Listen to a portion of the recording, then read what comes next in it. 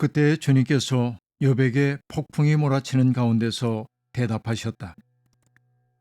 내가 누구이기에 무지하고 헛된 말로 내 지혜를 의심하느냐. 이제 허리를 동이고 대장부답게 일어서서 묻는 말에 대답해 보아라. 내가 땅에 기초를 놓을 때 내가 거기에 있기라도 하였느냐. 네가 그처럼 많이 알면 내 물음에 대답해 보아라. 욥기 38장 1절부터 4절 말씀. 마침내 욥이 그렇게도 만나기를 학수고대했던 하나님이 무대의 전면에 나타나십니다.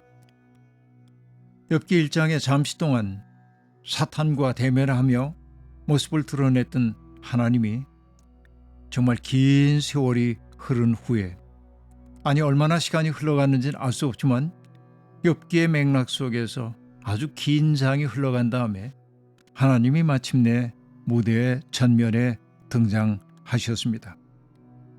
여호와 하나님, 그분은 백성들을 찾아오시는 분이시고 언약을 맺으시는 분이시고 그들과 동행하시는 분입니다.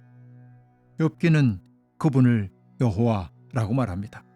야훼라고 하는 이야기이기도 하죠. 사실 야훼 혹은 여호와라고 하는 이름은 사건을 통해 그 백성들을 만나주시는 하나님, 뭔가 사람들과 관계를 맺으면서 그들의 필요에 응답하고 그들에게 거룩한 삶을 요구하는 분으로 성경에 등장하고 있습니다. 그 하나님이 욥에게 모습을 드러낸 채 욥을 꾸짖고 있습니다. 하나님의 음성은 노기를 띠고 있는 것 같습니다. 내가 누구이기에 무지하고 헛된 말로 내 지혜를 의심하느냐. 이제 허리를 동이고 대장부답게 일어서서 묻는 말에 대답해 보아라. 주님은 말씀하십니다. 고통 속에서 터져나왔던 욥의 말이 무지하고 헛된 말로 취급되고 있습니다.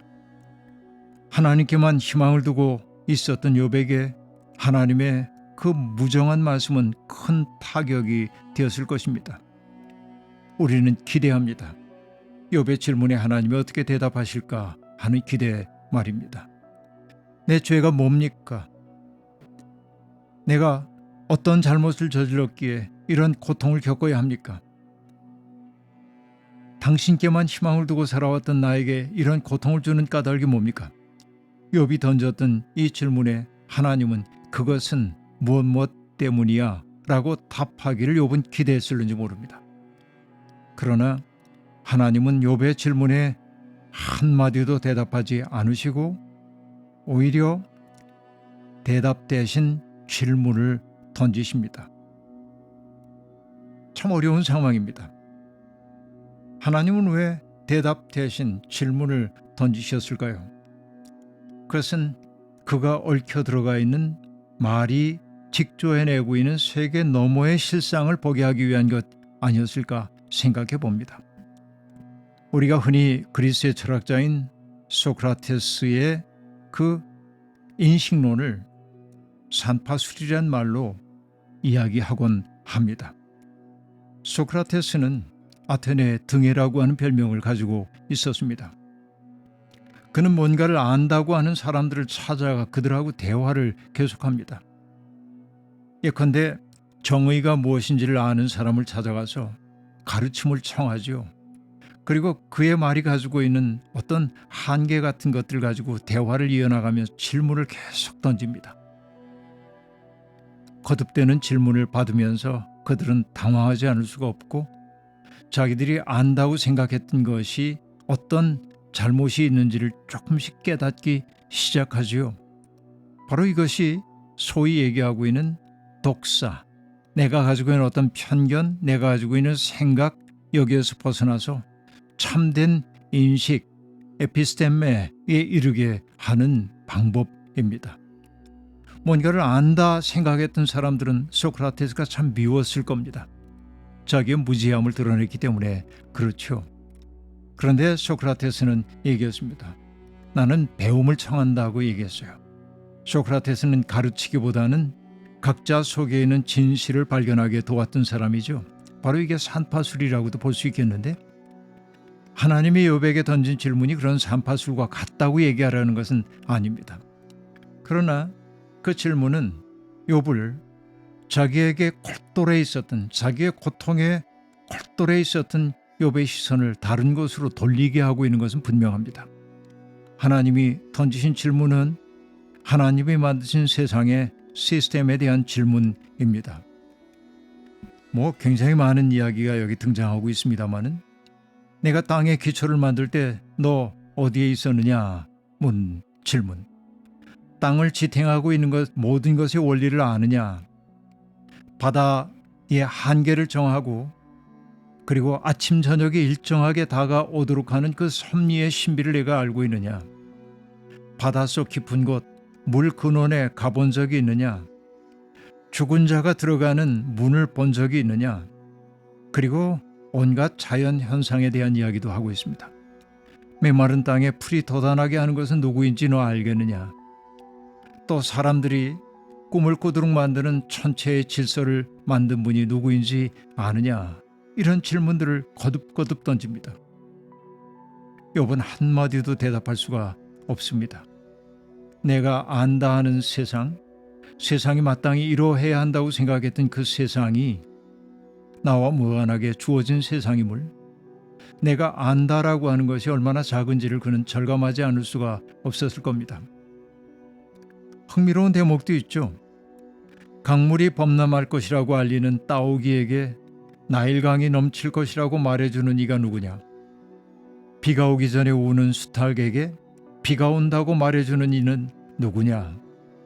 저는 이 욥기 38장에 나오는 이 문장을 우리가 거듭거듭 읽어 볼 필요가 있다는 생각을 해봅니다. 따지고 보면 동물들이 위험에 대한 예측력이 훨씬 뛰어나다고 얘기하는데, 왜 그럴까? 우리가 이해하기 참 어려운 지점이라고 얘기할 수 있겠습니다. 수천 년 전의 문서인 이 욥기도 동일한 질문을 우리에게 던지고 있습니다. 굶주린 사자에게 먹이를 주고 까마귀 새끼에게 먹을 것을 마련해 주는 분이 누구인지를 아느냐라고 질문합니다. 욥은 그 앞에서 유구무원일 수밖에 없습니다. 자기의 고통에만 골똘하던 그의 눈이 더 큰 세계, 자기를 둘러싸고 있고 자기를 확고하게 떠받쳐주고 있는 그 세계의 눈을 돌리자 세상은 돌연 신비로 가득 찬 곳입니다. 세상에 존재하는 모든 것들이 있어야 할 곳에 있고 해야 할 일을 하고 있을 때 세상이 안전하다는 사실을 그는 인정하지 않을 수 없었습니다. 우리가 살고 있는 이 세상은 우리의 세상이지만은 그러나 근원적으로는 하나님의 세상이었습니다. 내 인생이 소중하지만은 그러나 내가 있기 위해서는 이 아름다운 세계가 건강하게 유지될 때 나의 삶의 자리도 유지된다는 사실을 그 질문은 우리에게 일깨워주고 있는 것이죠. 바로 이 사실입니다. 오늘 자기에게 몰두하고 있는 사람들이 잃어버리고 있는 매우 중요한 인간적 능력이 있죠. 그것은 뭡니까? 세상을 보고 경탄하는 능력입니다. 세상에 신비로 가득 차 있다는 사실을 우리는 인정하려 하지 않습니다. 이것이 우리 시대의 빈곤입니다. 예수님도 그래서 말씀하셨습니다. 공중의 새를 보아라. 씨를 뿌리지도 않고 거두지도 않고 곶간에 모아들이지도 않으나 너희의 하늘 아버지께서 그것들을 먹이신다. 너희는 새보다 귀하지 아니하냐? 들의 백합화가 어떻게 자라는가 살펴보아라. 수고도 하지 않고 길쌈도 하지 않는다 라고 말합니다. 그렇습니다. 모름의 세계 앞에서는 겸허해지지 않을 수 없습니다. 나는 이 세상에서 얼마나 작은 존재인지를 깨닫지 않을 수가 없습니다. 우리는 만물의 영장임을 자부하지만 잠시 하나님의 세상에 초대받은 손님이라는 사실을 알아차리지 않으면 안 됩니다. 손님들이 해야 하는 일은 무엇입니까? 초대받은 세상의 그 작품들을 바라보며 기뻐하는 것 아니겠습니까? 하나님 앞에 내 고난의 뜻이 무엇이냐고, 내가 지은 죄가 무엇이냐는 질문에 욥은 한마디도 대답을 들을 수 없었지만 하나님이 던지신 질문을 통해 욥은 내가 이해할 수 없는 일이 세상에 너무 많다는 사실을, 그리고 내가 이 세상에 잠시 초대받은 손님이라는 사실을 조금씩 자각하기 시작했습니다. 바로 이것이 욥기가 우리를 안내하고 있는 세상입니다. 하나님, 사방이 가로막힌 것 같아 답답할 때 우리는 일상을 벗어나 자연 속으로 들어갑니다. 드넓은 바다는 울울했던 우리 마음을 툭 트이게 하고 험준한 산은 우리의 자금을 절감하게 만듭니다. 높은 곳에 올라가 보면 사소한 일에 붙들려 바장이는 우리 모습이 부끄러워집니다. 우리 눈을 여시어 세상에 가득 찬 주님의 신비를 보게 하시고 존재하는 모든 것들 속에서 주님의 숨결을 느끼게 해주십시오. 하나님의 세계에 초대받은 사람답게 기뻐하고 감사하며 살게 해주십시오. 아멘.